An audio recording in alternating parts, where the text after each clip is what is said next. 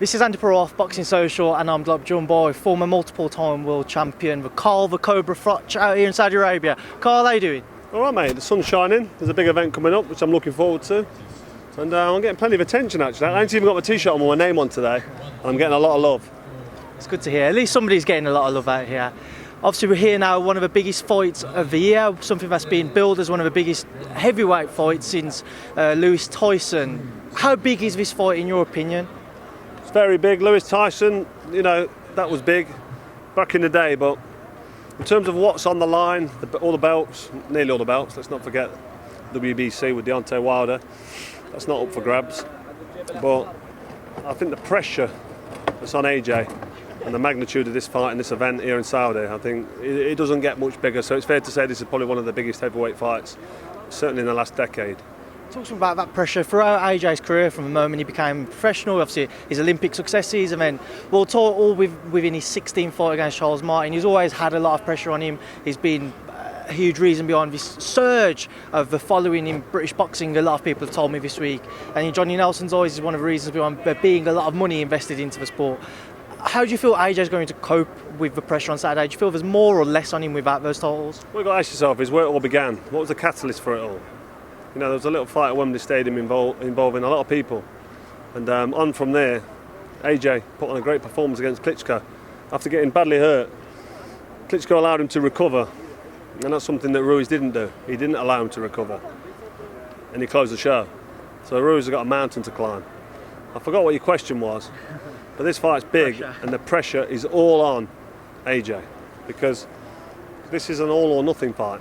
It's got to be the immediate rematches. It's never the best idea. We've seen over history. It often goes the same way. We've seen people turn fights around, and Lewis Rahman comes straight to mind. But that was a clinical one-punch knockout.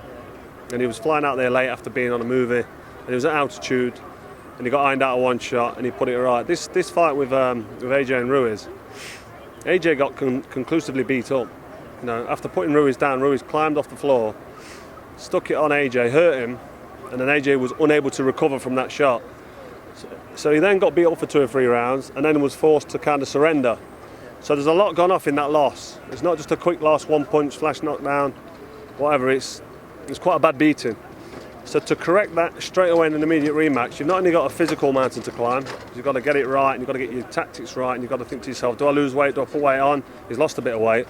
He's also mentally got a mountain to climb because, the psychology behind an immediate rematch with somebody like Ruiz, who's got fast hands, who can punch hard, who's big and strong and confident, and we're now out here in Saudi.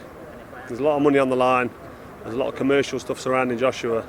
This is a proper pressure cooker test for AJ. This is the biggest fight of his career. And if this goes badly wrong for him, I wouldn't be surprised if this is the end of him. It's that much pressure on it. If he loses and it's a close fight, it's tight, it could go either way. There's other opportunities out for him. There's fights people want to see him against. Tyson Fury, Deontay Wilder. People are going to want to see them fights. If he gets obliterated, because that's what happened in the first fight, then I'm not so sure we're going to see AJ again. But I'm confident. I know what AJ can do. I know what he needs to do. And hopefully between himself and Rob McCracken and the team he's got around him now, they get the game plan and the tactics right on the night and it goes his way. But it's heavyweight boxing, mate. Anything can happen. One thing's for sure, I'm looking forward to it, and that's why I say it's probably fight of the decade for heavyweights. There's been some real big heavyweight dust-ups over the last 10, 20, 30 years involving Lennox Lewis, Mike Tyson, Riddick Bowe, Evander Holyfield, all the greats. This is certainly up there in the current era, it really is. You mentioned the risk factor with taking an immediate rematch. My understanding, as far as I'm aware, is if he didn't take the rematch, then the titles wouldn't have been on the line if he'd have fought at a later date. What would you have done if you was in AJ's position? Would you have been happy to go away, fight once or twice elsewhere, but then know that you wouldn't have the opportunity to go in to fight for those world titles unless you could throw a certain amount of money at it or manage to work yourself into a mandatory position? I think people know what I would have done. I'd go straight back for the big guns, straight in the deep end. No easy way out. I lost the Ward, I went straight in with Lucian Butte, an unbeaten IBF champion, because that puts you straight back up there. And with AJ, he's never been the opponent. So if he didn't take this fight, then belts would have disappeared. They'd have been split up. Al Heyman would have got hold of them. He's got them anyway, let's be honest, but he'd have split them up and divided them up. And AJ might not have got his shot, so he was kind of in no choice but to take the rematch. And financially and in terms of his position with Matchroom and the TV broadcasters, he needs them belts back. So he's kind of been forced into a position where he's got to take the immediate rematch. So you can see why he's done it. And hopefully it's the right move, hopefully. But if I was managing him, or if I was AJ, as in not me, I'd do something totally different to most people. Because I'm confident. I've never been put down and stayed down. I've been put down twice in my career. I got up to win. He got put down, and then he got beat up. Then he got forced to retire. I can't relate to that. And I'm confident in my ability to take a punch. He might be a little bit gun shy now, so I don't know how he's going to react when he looks across the ring and sees Andi Ruiz, the guy that hurt him in the last fight, and that's his first fight back. So maybe a steadier fight back for someone similar to him that don't punch as hard, but with quick hands would have been a good move, managerially, management-wise and his career-wise. But listen, mate, this is a business, and if it makes money, it makes sense. So how do you kind of see the fight playing out? When I spoke to people throughout the week, they either think that AJ will look to get behind his jab and look to box and move, or he needs to put it on Ruiz early and earn his respect. How do you think it is going to play out? Listen, I don't think it's an impossibility to think that AJ can knock out Ruiz, because he can. He put him down. I don't think he hurt him, but he put him down. But it means he can put him down again. And then if he boxes behind his jab and he's systematic with his tactics and he stays disciplined, it can then put him down again. And then if it goes on into round 6-7, Ruiz is going to have to slow down. He's a big lump. All right, he could do 12 rounds and he's fit, and we've seen him do 12 rounds before, but he's still going to slow down. We all slow down. Don't matter how fit we are and what weight we are, we slow down.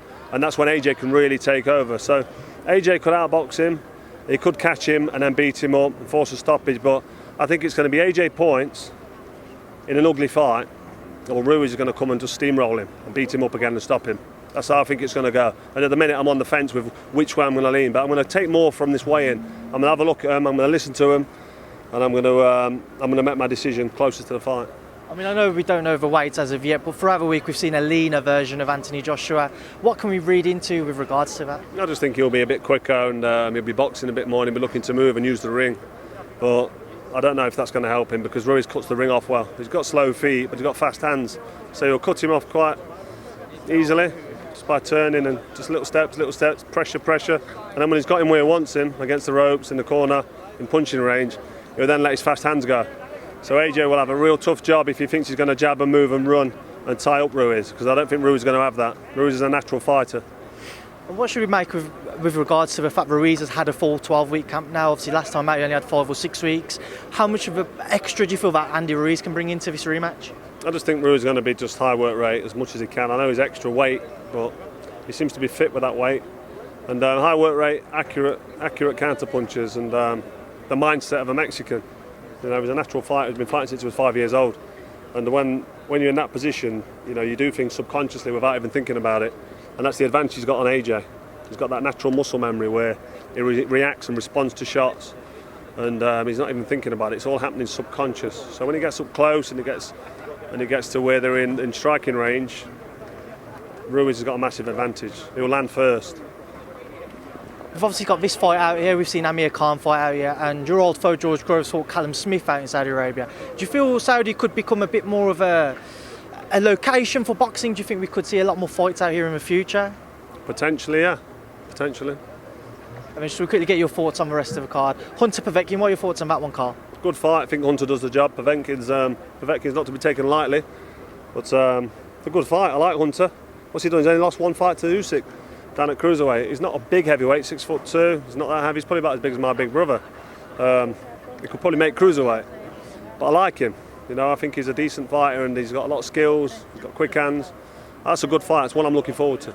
And Dillian Whyte versus Mariusz Wach, your thoughts on that one, Carl? Yeah, I think that's a formality for Dillian Whyte. Poor old Wach. He's a native Polish geezer. He's got one of them big desperate Dan chins on him, and he can take a punch because he's a Pole. We're all tough. My grandparents are both Polish, but I think it's a bit of an outclass job. I think Dillian Whyte, he's the real deal. Whyte, I like him. I think he's a good fighter. He's tough. Good win against Ruiz. He's got a little bit of a cloud over him at the minute. I'm not going to mention why, but he's just slowed down for him. But I think that'll all clean up, and next year hopefully he'll get his shot.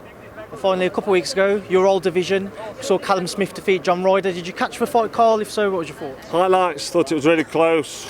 If it was a closer fight and it would have gone to Callum, then all fair. If it was close and it went to went to Ryder, then you could say, yeah, he deserved that. But the fact that the scorecards were so wide, it was nothing short of a disgrace. It's as simple as that. I mean, either fight could have got the victory, but it just looked like Ryder didn't have a chance, and to me that's not fair. Well, Carl Froch, I know you're a busy man and people are circling, so I appreciate your time as always, and thanks for speaking to myself on Boxing Social. Pleasure. You've had a good chunk there off the Cobra. Appreciate it, Carl. Thank you.